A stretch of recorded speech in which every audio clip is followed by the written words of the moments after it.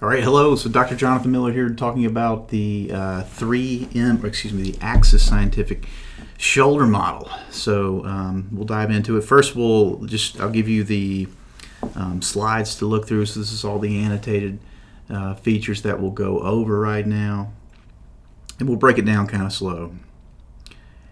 There's lateral view and anterior view with the vessels labeled, and posterior view. Good. All right, so let's start with an anterior view. And what I'll do first is begin by talking about the bones that I can see. So we'll just naturally kind of work our way inside out and talk about the bones. And the first one I can see coming over here is the clavicle. So there's the clavicle. And the clavicle's got a couple of ends. So it's got a sternal end and an acromial end. So this is getting close to the acromial end over here, which will help form the AC joint. So you can't quite see the AC joint here, but it would be articulating with the acromion process. And then moving medially here, the clavicle will become stubby and make its articulation with the manubrium of the sternum. So I can see the clavicle. I can also see the humerus. Right there, the humerus. The humerus, that's out there at the area of the greater tubercle. All right. As far as bones that I can see, the only other bone that I can really see peeking out down here, I'll put an X on it, is the shaft of the humerus coming down. Now let's talk about muscles. So muscles that I can see. The first one I think that really catches my attention is this big guy. So I'm kind of swiping over it here now. So this big guy that I see on the inside, that's subscapularis. And remember, the subscapularis muscle is a very powerful internal rotator. So internal rotation at the glenohumeral joints. The subscapularis occupying that subscapular fossa.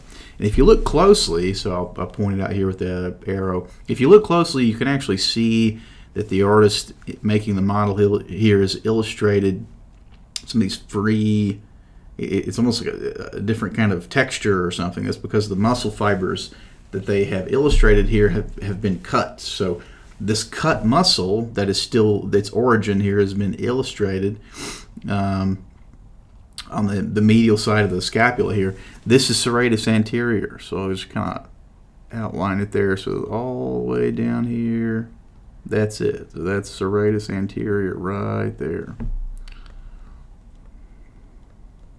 Okay, so serratus anterior muscle. Cool. Other muscles that I can see one hiding out under the clavicle. So this little muscle here is the subclavius muscle. So kind of clinically inconsequential little muscle, but you see it there tucked underneath the clavicle. Out here on the side, I can see the upper edge of the deltoid. So right here, these fibers here, which are attaching along the posterior, so the part of the spine of the scapula wrapping around, attaching to the acromion, and then anteriorly onto the clavicle. That's the deltoid muscle. Okay, so the deltoid muscle is responsible for many actions of the shoulder joint. And in this model, they've cut it so you can see stuff underneath.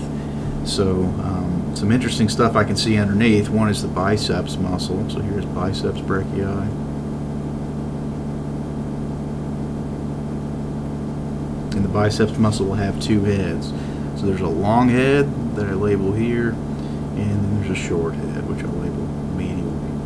And if you'll notice, the long head of the biceps here is pretty famous for traveling in the intratubercular groove, or the intratubercular sulcus between the greater and lesser tubercles there.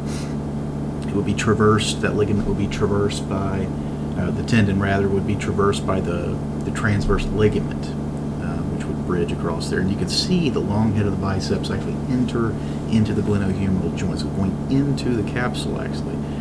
So long head of the biceps. The short head of the biceps is coming up and attaching onto the coracoid process, which is, you can't really see the coracoid process, it'll be hanging out right there, though I know it's there because I can see three muscles attached there. So the short head of the biceps is one muscle attached to the coracoid process. Another one that I see there naturally is the coracobrachialis. Coracobrachialis. coracobrachialis muscle coming from the coracoid to the brachium or the arm. Slight flexion, adduction of the arm there. So coracobrachialis is the second of the three muscles attached to the coracoid process. And then last but not least, I see this little muscle here. So I can see kind of like serratus anterior and subclavius here. It's been cut, but it's there as illustrating its attachment site. So that's pec minor. Pectoralis minor right there. So pec minor, coracobrachialis, and the short head of the biceps all attaching onto that coracoid process. If I look across, I can see another muscle that's been cut, so right here, and I can see its cut edge there, so that's pectoralis major.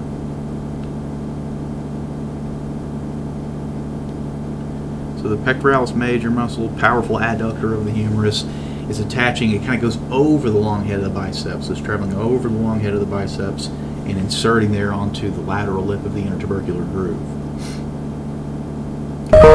This muscle down here, this is the rest of the deltoid down there. So down here, where I can see this coming down, that's still deltoid. And that deltoid muscle is just showing its insertion there onto the deltoid tuberosity. Okay? Other muscles I can see hiding out below subscapularis there, coming from the kind of the lateral, so inferior lateral border and the inferior angle of the scapula, is teres major. So here's teres major. So the teres major muscle, adduction, internal rotation, and extension of the humerus. And I can see those same three actions also as a part of this muscle. This is latissimus dorsi.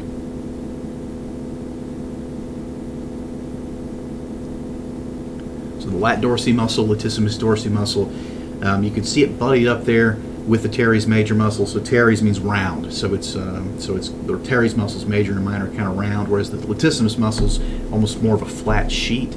Regardless, though, they're going to about the same location. So latissimus dorsi inserting into the floor of the intertubercular sulcus, whereas teres major inserting onto the medial lip of the intertubercular groove. So latissimus dorsi and teres major very similar. Think of teres major as like a baby lat. So it's doing all the same three actions as latissimus. So internal rotation, extension, and adduction. All right.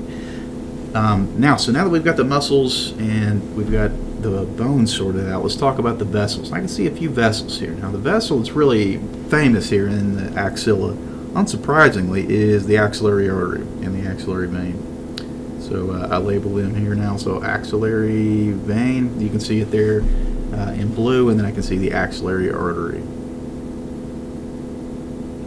Okay, so right there. And the axillary artery will travel down, so follow me here. So the axillary artery will travel down, down, down like this until it gets to the inferior border of teres major. So if I can estimate that inferior border somewhere about right there. And once it crosses that inferior border, then it changes names to the brachial artery. So brachial artery, really important. So the brachial artery is just the continuation of the axillary artery after it crosses the inferior border of teres major. All right. Now, famously, also in the brachial plexus, I can see some of its terminal branches here. So, notably, I'll point out what we call the M on the brachial plexus, like the letter M. So, at the end of the brachial plexus, we'll see a lateral cord, and we'll see a medial cord like this. And the lateral cord and the medial cord will continue as the musculocutaneous. And the medial cord will continue as the ulnar nerve, kind of thusly. And then coming from that lateral and medial cord, you see these little components which will merge together to form one more nerve. That's the median nerve. It's the median nerve, just like that. Not illustrated in as the posterior cord. So if I kind of use my imagination here, I kind of see this looks like the letter M, doesn't it? Kind of looks like the letter M. So I can see that M right there at the end of the brachial plexus. And an important relationship that one would want to know is a relationship of, so this guy, I put a little dot on him. So that little guy right there, that's musculocutaneous. So the musculocutaneous nerve is entering coracobrachialis. That's a good relationship. So the musculocutaneous nerve is piercing coracobrachialis right there. So I can see that's the lateral part of the M. These two coming together, so those are the two roots here of the median nerve coming together from the lateral medial cord. So that makes this middle part here. There's the median nerve right down the middle there. Say M for median. And then last but not least would be the final part of the M coming down this way. That would be the ulnar nerve. Okay. All right. So that covers front side stuff and some of the terminal branches of the brachial plexus. Certainly some of the more important ones for sure. All right. So let's continue on and look at the back side. So on the back side, some bony features that we can see. First is the spine of the scapula. So there's the scapular spine, and at the end of the spine of the scapula, of course, is the acromion. So the acromion process would be right here. All right. And the acromion process, spine of the scapula, is occupied by a lot of muscle here at the top that we call trapezius. So the trapezius muscle I see pretty easily there. So there's trapezius. The trapezius muscle inserting along the top part of the spine of the scapula and the acromion process, also wrapping around to the lateral third of the clavicle. If you go to the underside of all that stuff, so if you go to the bottom of the spine of the scapula, the acromion process, and the lateral third of the clavicle, that's where you'll see deltoid attached. So you see the deltoid on the front side as well, right? So there's our deltoid on the back side. And whenever you do a dissection here, you have to actually cut the deltoid away from the spine of the scapula if you want to get a really nice view of the next muscle, which is infraspinatus. Infraspinatus. So the infraspinatus muscle is right here. So infraspinatus.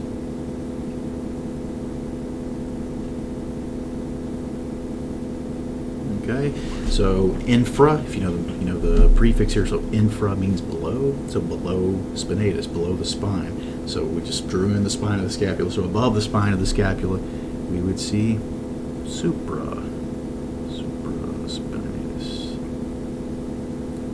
So the supraspinatus muscle, its fibers are going to go subacromial. They'll go under the acromion process and tack on to the greater tubercle of the humerus. Infraspinatus muscle below the spine, it's an external rotator. And then you get the smaller muscle below infraspinatus. This is teres minor. Teres minor, not too big of a muscle there. Below infraspinatus, also an external rotator. So we see one on the back here that we also saw on the front. In fact, we see two. So right here, we see teres major. So there's teres major. So we saw teres minor. Usually in anatomy, if you see a minor and a major muscle, your minor muscle will be over the top of it, superior to it. So we have teres minor, teres major, and you can see like that little crack.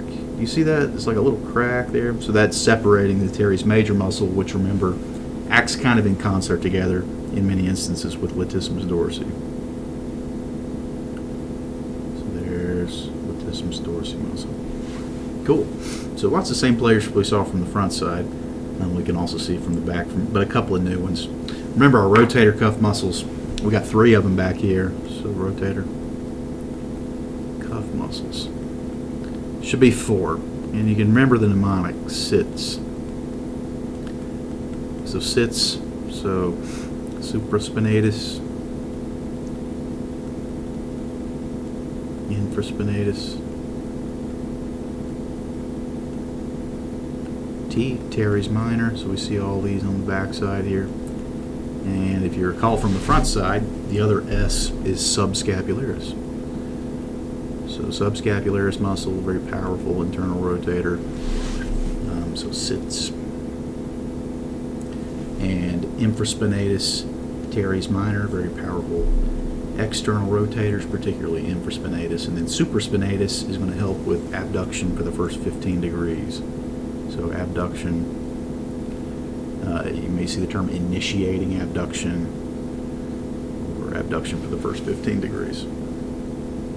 All right, so downstairs here we can see a few more muscles. So the first one I'll point out here is the triceps brachii long head. So here's the long head of the triceps.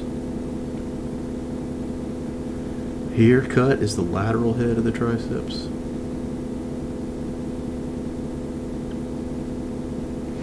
Okay, and if you look closely, I can see a little bit of the deltoid, the other side of the deltoid, which is shown inserting into the deltoid tuberosity.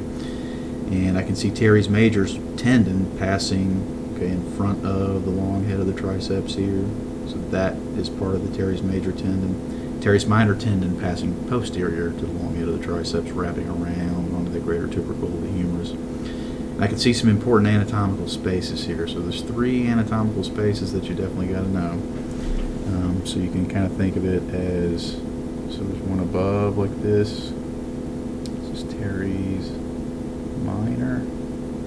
I see long head of the triceps coming through, kind of like this. And I see the shaft of the humerus. The shaft of the humerus would be something like that. So shaft of humerus. And then you would have teres major going anterior to the long head. There's the long head of the triceps, just like that. So teres major, I'll just say major right here. And you would see it pop out, kind of like that, attach there. And the consequence of this is you have 3 spaces. So you have 3 spaces here. You have the triangle space, which would be kind of like this. You have the quadrangular space, like that. Then you have the triangle interval. So 3 little spaces there. So in the triangle space,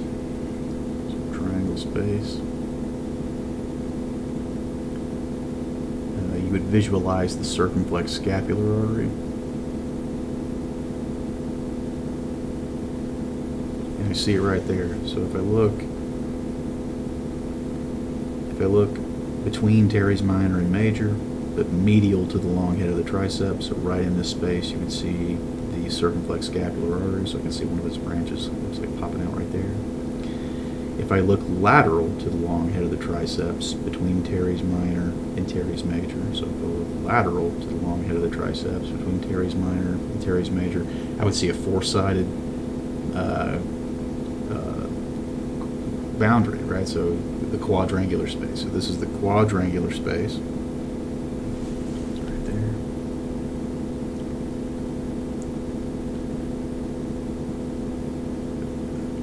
There's the quadrangular space. And the quadrangular space is going to have the posterior circumflex humeral artery, posterior circumflex humeral artery, and the axillary nerve. So this one has an artery and a nerve, so we're kind of sloppy there. I can see those structures coming out right there. There they are. So running through the quadrangular space over the surgical neck of the humerus, axillary nerve, posterior circumflex humeral artery. And then last but not least, I see here they have cut some of the lateral head of the triceps so you can see what's in the triangle interval. So the triangle interval will contain an artery and a nerve. So there's triangle interval. The triangle interval will contain the radial nerve and the deep artery of the arm, or profunda brachii. Let me see this term. Profunda brachii. Okay, cool. All right, so that's that, and I believe that's it for this. So if you have any questions, reach out.